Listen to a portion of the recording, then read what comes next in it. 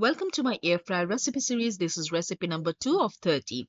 These are garlic and herb flavored cheesy bagels that I have made using ready-made New York style bagels and applied a simple garlic and herb butter. Here's how I made the flavorful herb butter using fresh coriander leaves and garlics. You can add a pinch of salt, but that's optional.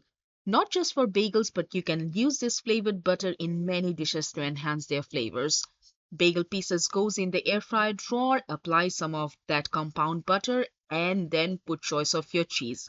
Now it goes in the air fryer for just 4 minutes at 170 degrees Celsius. Cheese is melting inside and garlic butter is spreading its irresistible aroma, crusty cheese. A 4-minute quick and easy breakfast is all ready for the whole family. If you're serving it to toddlers, just cut them into bite-sized pieces, making it proper finger food.